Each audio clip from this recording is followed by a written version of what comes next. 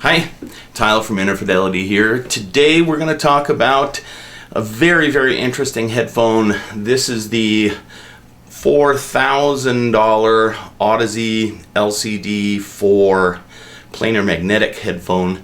This is an open acoustic design headphone and a planar magnetic headphone. It looks much like previous versions of the Audeze headphones, except it's got this cool chrome grill and a carbon fiber headband, glove leather head strap right here, very, very plush pads, and I find it relatively comfortable to wear. It is a warm headphone.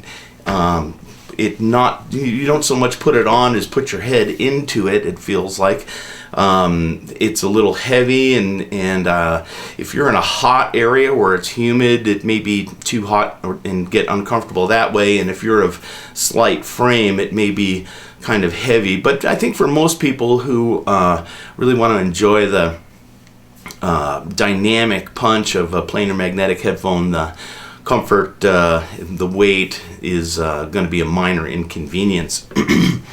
So it comes with a 3-meter long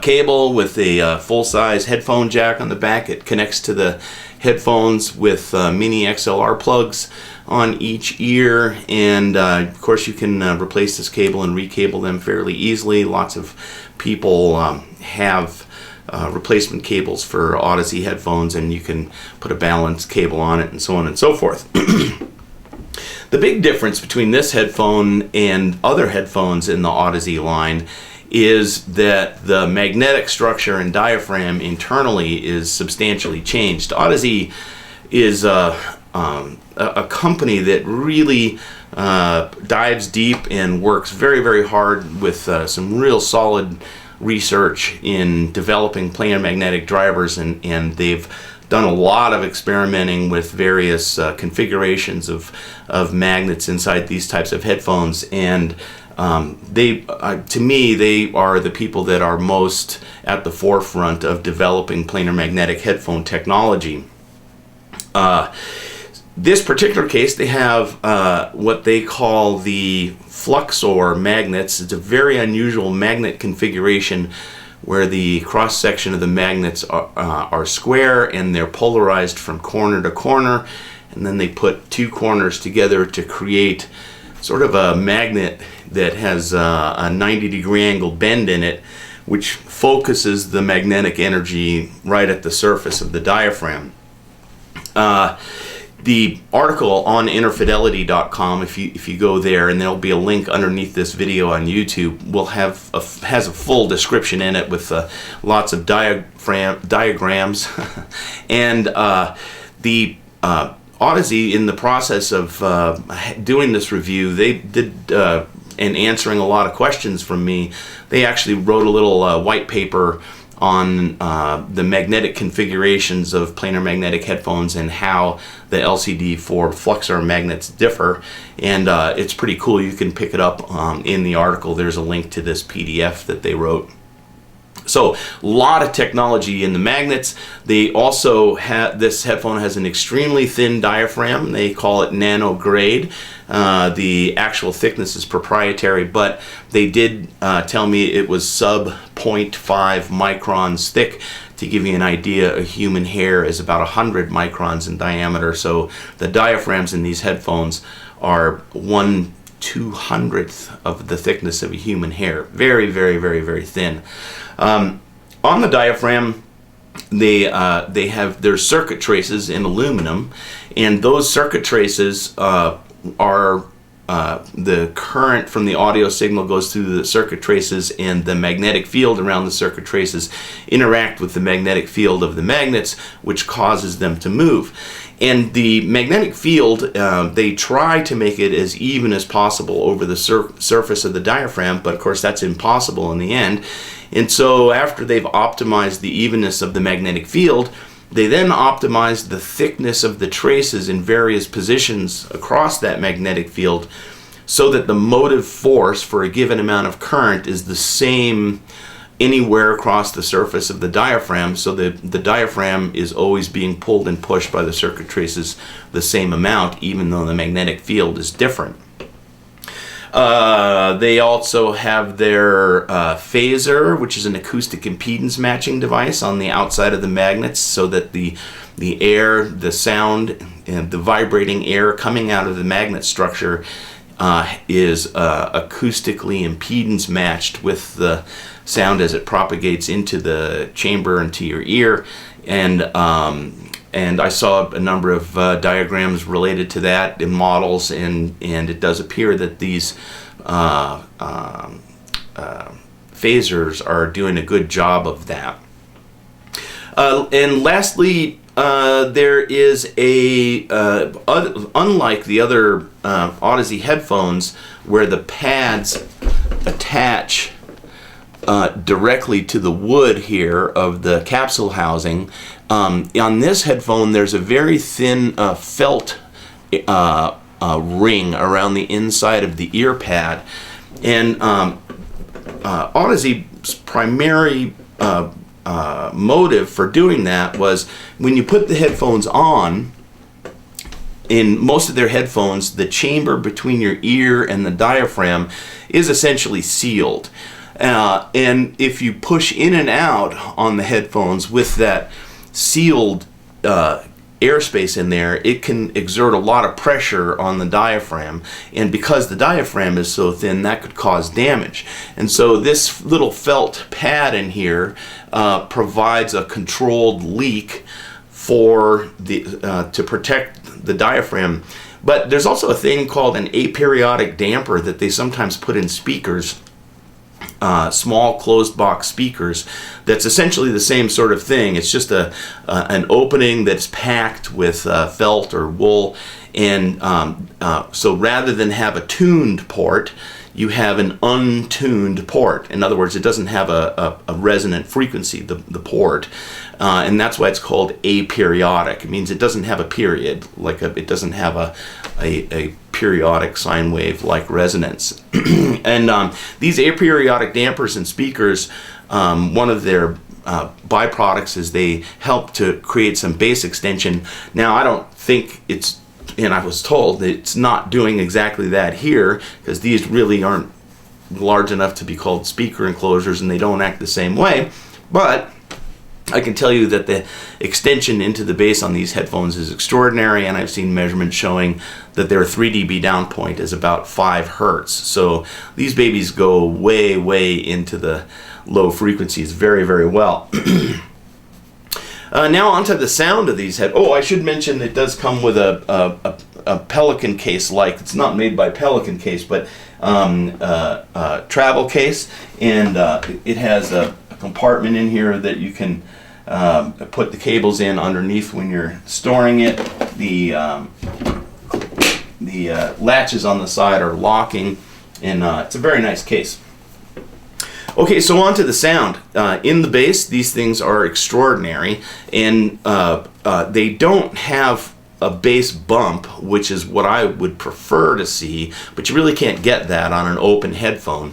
But having that kind of bass extension is incredible, and because this driver performs so well in that region, you can always EQ it up, and it'll take the EQ very, very easily. So, and another thing this headphone does really well is the bass to the mid-range transition.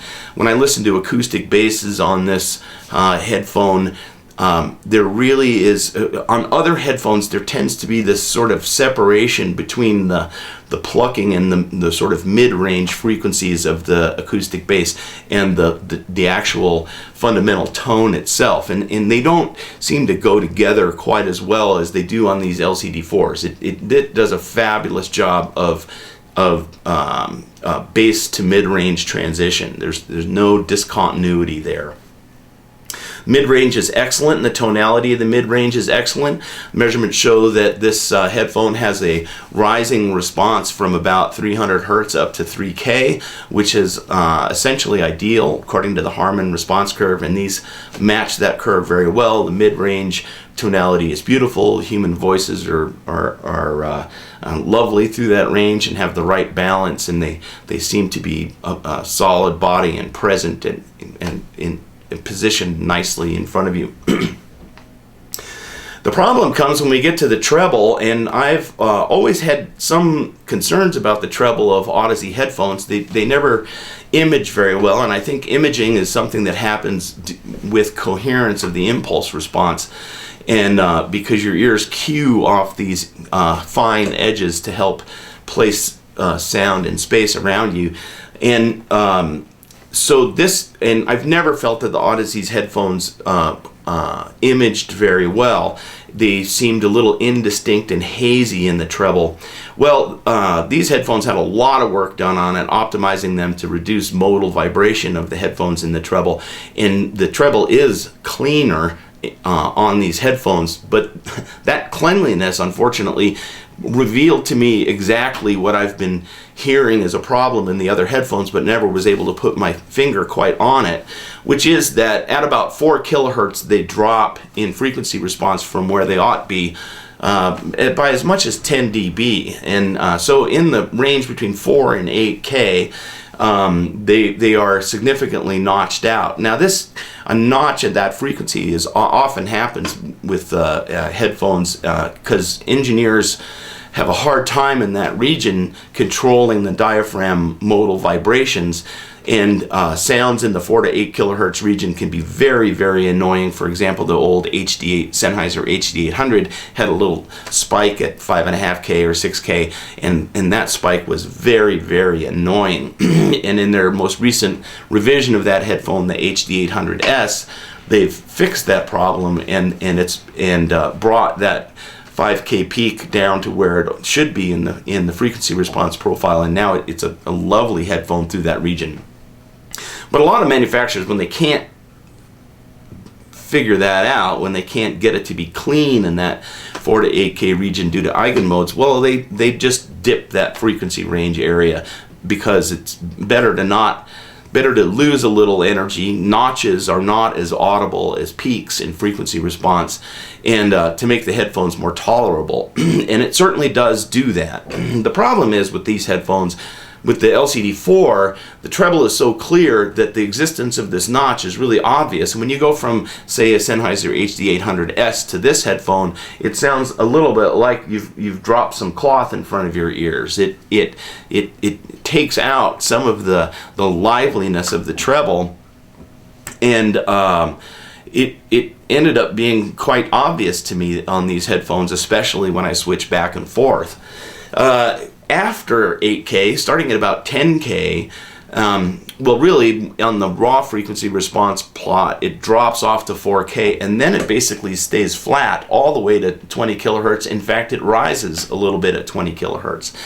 And the Harman response curve would have frequencies after 3.5K to gradually drop off for it to sound neutral. So this headphone is flat through this region, which means perceptually you've got this dip at 4 to 8K, and then it just rises back up to 20K and becomes stronger and too strong. And to some extent, in the past LCD headphones, they all do this, but it was a little hazy, and therefore it kind of added up to that extra treble energy kind of compensating a little bit for the loss at 4 to 8K. With these headphones, they're so clear that all of a sudden it became apparent that you're missing an octave between 4 and 8K, and then you're getting a lot of energy back that really shouldn't be there. And to give you a little description of what that sounds like, when a drummer hits the center of a cymbal with a moderate force, you get this like bell-like tangs, and then the high frequency shimmer of the cymbal happens after that. So you get this little bell-like tone and then the shimmer subsequently. With the LCD4, that bell-like tone, which happens in that 4 to 8K region, or some of it happens in that 4 to 8K region, is suppressed, and the shimmer subsequently is accentuated. So you get more of a tez. It never really quite has that bell-like clear ring to it. It's more breathy and airy sounding. So,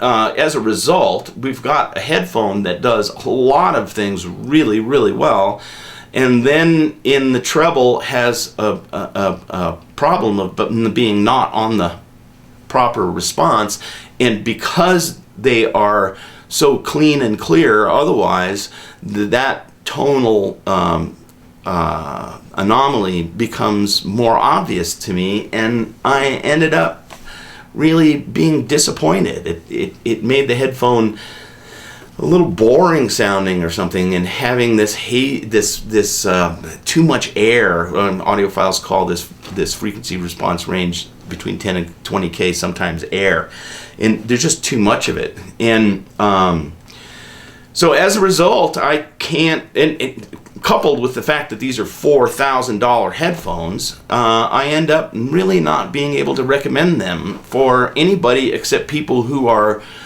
real fans of the sound of the Audeze headphones, because these do sound much like the LCD-X and the LCD-3. So if you're a real strong Audeze fan and like that sound, you're going to like these even better.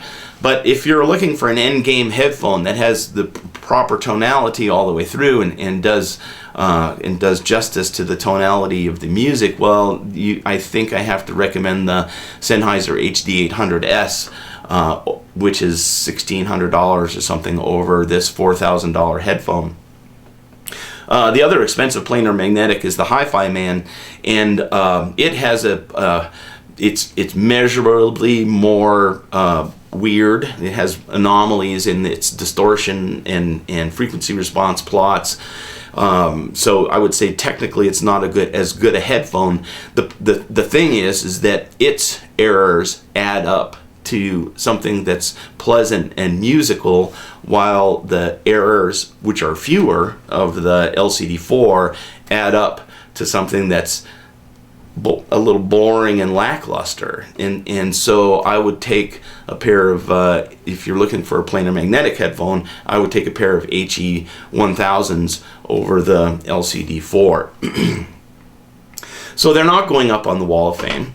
And in fact, the fact that they're so expensive and that there's a market for very expensive headphones will have me probably taking some headphones off the Wall of Fame. I think in that open circumaural category, I think manufacturers need to step up their game and do a better job and focus a little harder on it. And I think it's important to give manufacturers some negative feedback at points when things aren't quite there. And boy, there's a lot of those very expensive open headphones that just really don't cut it and aren't where they should be. So more than anything else, this headphone has told me that we've got a little ways to go here, folks, and let's get on it.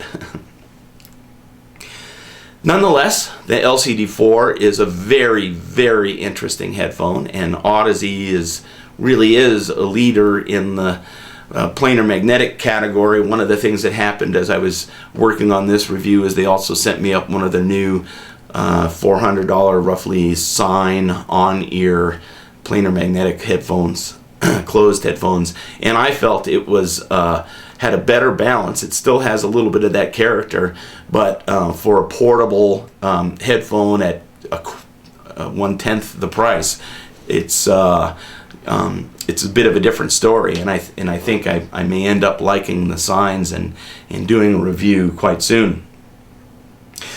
So if you're at a meet, this is certainly a headphone to have a listen to. I would say compare it to the LCD3 and listen for its improved clarity. But also compare it to a Sennheiser HD800S with a focus on listening to cymbal hits for a natural character, and I think you'll see that the tonal profile of the HD800S is more on the money. Nonetheless, it's a fun listen to this piece of technology here as Audeze moves ever closer to a really outstanding planar magnetic headphone, and so I'd encourage a listen if you get the chance, that's for sure. All right, that's it for this one, and we'll see you guys the next time.